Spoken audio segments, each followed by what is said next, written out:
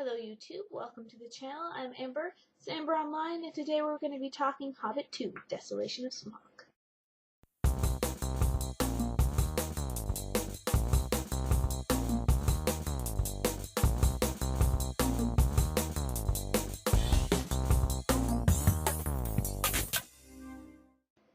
So, at first I thought I was going to be doing a review of this movie because I'm like, yeah, I can totally review it. But then I realized my review would be so very biased because I'm so in love with the Lord of the Rings series and the Hobbit movies in general. Like, this is my Even Star pendant. This is my glam ring. This is one of the several Lego sets I bought. This is my Lord of the Rings action figure collection. I think you get the picture. So instead of doing a straight-up review, I thought I'd do a discussion of why I think they made the changes they did between the book and the films. Now, obviously, the Lord of the Rings trilogy, same director, a lot of the same cast, actually, which maybe shouldn't have happened, and a very different set of movies because, first of all, the Lord of the Rings is 3 huge books. The Hobbit is 1 small one, and yet they're getting essentially the same amount of film time. So, obviously, we know a lot of changes have been made. The Lord of the Rings was fairly true to the books. Really, it was just omissions rather than submissions, as it were. And that's not what happened with The Hobbit. Now, I'm not going to claim in this review to know everything that comes out of the Untold Tales or the Silmarillion or anything like that, because I know Tolkien has this expanded universe that I have not read in its entirety, and they took the opportunity to put some of those things into the Hobbit movies. That didn't necessarily appear in the Hobbit book, but I'm going to talk about why I think they made the changes they did. Reason the first is corporate greed, because they can make more money if they put out more movies, because they have 3 holiday blockbusters instead of just 1. Moving on. I know, I'm aware.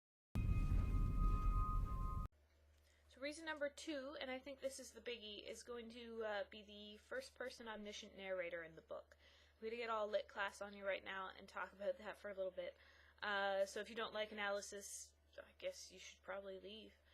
But in The Hobbit, there's a first-person omniscient narrator. That's essentially the first-person narrator that is the author that knows everything that's happening and everything that's going to happen and inserts himself randomly into the text. So you get phrases like, I should not have liked to be Mr. Baggins at that moment, or he thought of his tea and comfy hobbit hole not for the first time and not for the last time. This is a narrator that's aware of everything that's going to happen. He's aware of everything that did happen, and he's not actually one of the characters in the story. It's like the story being told from the perspective of a god, that he's out there and he's all-knowing and he sort of understands their feelings, but you don't get an intimate connection with the character. And I think that intimate connection with the character is key. When Tolkien was writing, the first-person omniscient narrator was very, very popular. It was in a lot of fiction. It was a device that was really frequently used, and it is a product of its time. When you read a lot of books now, you don't see that kind of narrator anymore, unless usually it's a book that's hearkening back to something else. It's going for comedic effect with it.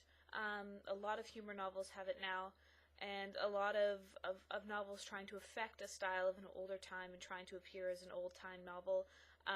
Novels such as Lemony Snicket's A Series of Unfortunate Events have a third-person omniscient narrator that they can use to comedic effect because, you know, his typewriter jams and he can tell you about that, and he's aware of all the trials of these orphans. But when you have something like that in a movie that has a serious tone, it's not really congruent anymore, and you don't want that level of detachment from the characters, particularly in a film. Unless you're going to have a voiceover coming in all the time, it doesn't work. Therefore, you have to insert yourself closer to the characters. And in Tolkien's Hobbit, the character-reader relationship is kind of detached because you have this narrator in between you and the characters. You don't have an intimate perspective on their feelings. You don't have that moment when you're with them, basically. You have someone else telling you what they felt. And as soon as you insert that level of detachment, you break immersion, at least for me. I know that's not for everyone, that's not universal. Some people prefer this style of narrator, but what we generally have now is called the third-person intimate narrator, or just the third-person narrator, that you just have the character's thoughts. They're referred to as he or she, so you're not them, but you're right alongside them. In a lot of chick lit, particularly, you also just have the first-person narrator that is just, I did this and I thought this, and then we have issues with, like, the reliability of the narrator when we have these types of narrators because it is told through the lens of a particular person. And I think when we have a film like The Hobbit, particularly since it was made after Lord of the Rings, when we have this very intimate, story-driven relationship with Frodo, they want to have this very intimate, story-driven relationship with the characters in the book. So they take out that extra level. They sort of change the format of the film a little bit in that way. And I know you're thinking, like, well, they couldn't have put that in anyways, but when you bring it down to just the third-person narrator, when you bring it down to just the camera and the character, not the camera and the cameraman and the character, you have to change the story a little bit, I feel, because the level of detachment has evaporated, so you have to feel closer to these characters, so you have to have more character moments. And number 3 is, to me, those more character moments. Because you have this huge cast of characters in the book, it's impossible to give them all screen time and all page time that they can all be explored fully. But what ends up happening then in a film, when you're trying to keep an audience engaged when they're watching, is you end up getting really detached from the rest of the characters. Like, most of the dwarves, you probably wouldn't care if they died because, oh well, you know, you didn't really know them, you didn't know their story, you didn't know who they were, that they had friendships, they were just there because there was that many of them. And in the book, when I was reading it, I read it recently, so I could be prepared for this, it felt very much that way, that you mentioned names because you named them all, so you knew who they all were, but at the end of the day, they were all just sort of melded into one big amalgam, and there was Thorin, and you cared about Thorin. And that was, like, it. You cared about Bilbo, and it was his story, and it followed him most of the time, and you cared about Gandalf. So really, there were the 3 characters in the story. Despite the fact that there was, like, you know, a dozen other dwarfs. So when you have something like this, it's not particularly interesting to watch just a big crowd of people you don't know walk around. So they pick someone that they can humanize. And I think they did this really, really excellently. And I know a lot of people don't like the insertion of characters, and I understand why completely. I still haven't seen First Class because it's so made up and so divergent from X-Men source material. I'm just like, no, I'm out. So I may be hypocritical in saying this, but when they created this Toriel and Keely relationship, I love it. I think it's fantastic because, first of all, it humanizes an additional character. Like, I really feel for Keely, and I get worried when he gets injured, and I love that she's coming after him, and I love that she has this love triangle with Legolas, and that they have this whole complicated relationship going on. I like that Gandalf has this harkening back to things that Galadriel has told him in the first movie. I like that they inserted a Galadriel part in the first movie, that he was able to talk to her, and that I don't like that they gave them a relationship, but I like that he has these additional things going on, because Gandalf wanders off all the time in the books, in like all Tolkien's books, because he's going off doing mysterious wizard things, and I'm given to understand that a lot of those things he does are explored in like Untold Tales or Silmarillion, and the fact that we get to go and see him doing things with Radagast and seeing the Nazgul was open. I'm getting all excitable. I think that's great, and I think that's really neat, and I like that they do that, and that they allow these characters to have other moments and other relationships outside of these central 3. I also think that Thorin is much, much more likable in the movie than in the book. I think the actor that portrays him just, like, acts the crap out of that role. He does a brilliant job.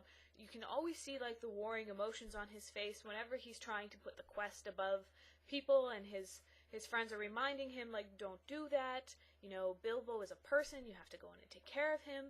You know, you can't risk this. He's like, I'm not going to risk this quest for one burglar, and it's like his name is Bilbo, and I think that's fantastic that he has these warring emotions, that he's got this treasure on his mind, and it was cursed his grandfather, and he lost his father, and he still thinks maybe his father's out there somewhere, and he's trying to reclaim his homeland for his people, but at the same time, he may have selfish motivations, but he's still a good guy, and he's noble, but he's part of this group of people that are typically greedy, and it's just, he does such a great job of putting it together, and I think if you didn't have more of his backstory and more of not just a genealogy of him, but more of this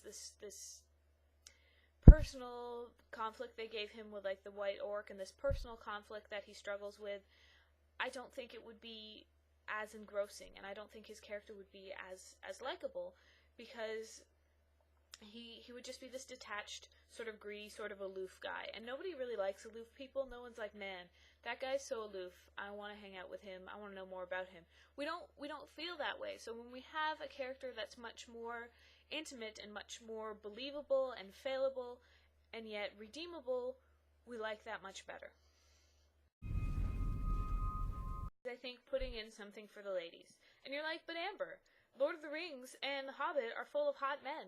You got yourself, obviously, Lord of the Rings, you got Aragorn, you got Legolas, arguments can be made for Ian McKellen as, like, a sexy older Gandalf. You got Boromir, you got, like, Faramir, you got Éomer, they're all over the place. They're just, like, throwing men at you. And this movie, like, Fili and Kili, not so bad. Thorin, obviously very attractive. They wedged in Legolas, so there he is again, still being a hottie. I love Legolas. I'm glad they put Legolas in. I know he's not supposed to be there, blah blah blah, woodland elves, but it's just cool. They just do cool effects with him. Sorry, this is what I can review, because I'll just gush. But I think Toriel's insertion was really for women. I don't think she was eye candy for men. I thought that at first when I saw her, because, like, it's Evangeline Lilly, and she's very pretty, and she's a great cast for an elf, because she's got, like, nice, fine features. But when I watched the movie, I'm like, you know what, I'm really glad she's there. Because in The Lord of the Rings, you had at least Éowyn and, Arwen, who were these strong female characters. Éowyn was a warrior, and she totally, like, killed the Witch King with a sword in his face, because she was no man, and that's, like, one of my favorite lines in the movie. And you have Arwen, who's, like, summoning magics down, and she saved Frodo, and she made this, like, noble sacrifice to be with the man she loved, because she loved Aragorn so much. And The Hobbit is just this total sausage fest. Like, apart from the insertion of Galadriel and the assertion of Toriel, you have the fact that Bard has daughters, and you're like, okay, they just scream and run. So Toriel, I think, was put in there because, again, like the first-person omniscient narrator, The Hobbit is a product of its times. And I'm not saying that's a negative thing or that Tolkien was sexist, because obviously he was not, with some of the female characters that he did create, were very powerful. But the fact that there's just a total absence of women in here is unfortunate for the female viewer, because there's no point of entry for identifying. And again, they did a very good job of making the dwarves and Bilbo more identifiable in this film, and I think that was excellent. But I really liked Toriel, and I was prepared not to like her, because typically I don't like when they mess with classic literature. I don't like when they put things in that don't belong there, but I think she was really well written. I think that her warring emotions as, like, a lowly sylvan elf who's the captain of the guard, and perhaps she's sort of into Legolas, but she knows his father won't let them be together, but she knows Legolas is into her. She can sort of tell, and his dad's basically saying outright, like, he wants you, but he can't have you. And then she forms this bond with Kili, and she has this whole moment where she's debating whether or not to save Kili or to go with Legolas and do what she's supposed to do. And she has this tender conversation with him while he's in jail.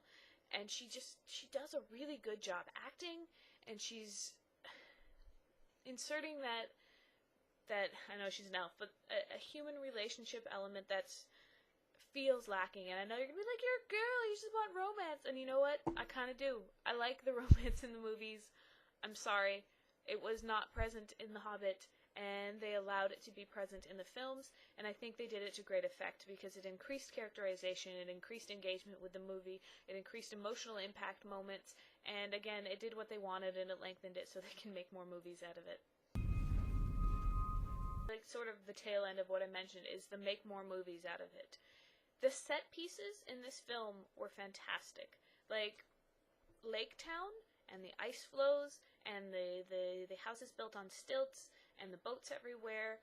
There was so much meticulous detail put into this, the riggings, the ropes, the appearance of it. Mirkwood Forest looks great with all the twisted trees and the large vines and the sequence they had going on in there, that they were able to expand upon and spend time with them, sort of losing their stuff because the enchantment's over this forest and they lost the path. and they get captured by the spiders, and they're able to expand that sequence and have some cool fight sequences. They're able to send Gandalf to see the Necromancer's Tower, and that would not have been possible if they'd put the entire book in one movie. And that allows the scenes that were actually in the book, not like Mirkwood and Lake Town, to be expanded upon in a very interesting way and to be given time. Because when you build this beautiful set piece like that, you don't want to just have to like get it in because people are only going to sit for a movie so long. Hey, there's my cat. And you can't expand upon things or like take time touring around these settings. I know for some people they're like, oh man, just like move on and advance the plot. But I think by adding additional plot elements, it allowed us to spend more time in these places without getting bored. And I personally, you saw all the crap I collected and purchased and continue to purchase based on these movie franchises. I am the target. But I so love being in Middle-earth that I'd like to spend more time there. And if they're going to give me more time on this fantastic CG model that they built for Smaug, that they allowed all this time to have the chase sequences with him and him crawling around after Bilbo, and for him to be filmed and to show the fantastic job they did building him. He looks incredible. Like, he's just a great job. Like, that is what I think a dragon should look like. Or maybe a wyvern, because, you know, he had his wings attached, and dragons are no, sorry, that's not actually a fact, because dragons aren't real. Or are they? But I think allowing these insertions and these changes to happen and this plot to be expanded, they let us spend more time in Middle-earth to see the sets they built, to do the things that they wanted to do without having to condense every scene that's actually in the book for time. Because even if you look at one Harry Potter book per movie, you still have a massive condensation, like, is it condensation or is that just like stuff on the window? Condensing going on there. The Lord of the Rings movie had a lot of condensing going on there, and if they had split those movies into 2 movies each, and we had 6 Lord of the Rings movies, oh my gosh, it'd be amazing. You'd have a lot more stuff in there. And I think with The Hobbit, because they had the budget to do it, and they had the drive to do it, and the corporate greed to do it, they did it, and they did it right. They wrote it well, they expanded it well, they didn't exclude things that were there or change things that were there, they just added into them. And I'm fine with that. And final, I think, is because they wanted to tie this into Lord of the Rings. And Hobbit has a very tenuous connection to the Lord of the Rings books. Basically, it's the One Ring that Bilbo finds, and you sort of get an idea of that it's an evil thing, and that it's bad news, and it's a harbinger for something worse, but you don't know what, because obviously The Hobbit came out before Lord of the Rings. By the way, I think they really did a good job of making the ring seem sentient, because that's one thing I was afraid was going to be lost in translation, that when the ring is sort of like playing one last trick, or forcing Bilbo to take it off in a moment when perhaps he hadn't considered it or he hadn't thought about it, it really, really does a good job, like, especially when he's in there with Smaug, of showing that in dire situations especially, he's not quite in control of the ring. Like, it's off his hand and he's surprised. He's like, oh my gosh. I think that's great. But anyways, they wanted to tie this movie, or this series of movies, into their first series of movies, Lord of the Rings, so they put stuff in to make it seem like this is happening.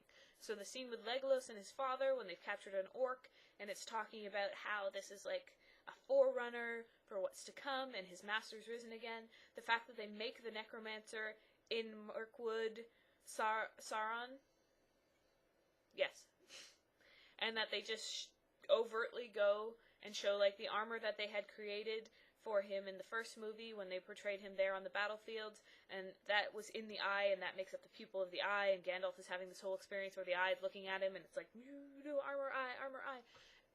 They wanted to tie that together, and so they did. And I don't know what they're going to do in the third movie, because basically, like, they have to defeat Smaug, and River Town, or Lake Town, has to get attacked, and nothing else is going to happen as far as the book. But I think they're really going to be able to, like, Gandalf's in a situation now, and they're going to be able to resolve the romance that I love, and they're going to be able to do this connection that they clearly wanted to make. And I'm sure they're going to bring Elijah Wood back in, and he's going to have a chat, because he actually has a chat at the end of the novel, and not at the beginning. but they're tying them together. That's it. The fifth point is that they're tying it to Lord of the Rings, perhaps unnecessarily, but you know what? I'm fine with it. So that's it. Those are my reasons that I feel like they made some changes, and some of them are good reasons. Some of them are like reasons I was reaching at straws for, but ultimately I'm glad they made the changes because it made more Lord of the Rings, Middle-earth, Hobbit, anything. It made more Tolkien movies. And I think, above all, even though they've made a lot of changes and they've inserted a lot of things, I feel like they did it respectfully, and that the material has not been betrayed. And if you have not read the book, you should read the book so that you can have this understanding of it, I guess. And that is advice I must take for myself. I still haven't read the Lord of the Rings books. I know. There were Council of Elrond, you guys know. But if you haven't read the books at all, then obviously you're going to have no problem with this movie because it was amazing special effects and extremely well acted by everyone involved. There was no one that I'm like, ooh, they're really falling down on the acting there. They had cute Easter eggs where Gloin shows like the picture of his son Gimli, you know, Gimli, son of Gloin, so you were expecting it. And it just is really nicely put together, and it's got a good balance of funny moments and really tense moments and sad moments and like happy moments, like the looks on their faces when they first opened the mountain and they found the secret door and they go in, and they're so happy and they're tearful because they finally returned to their homeland. It was just, guys, I love these movies, and I will say no more about it.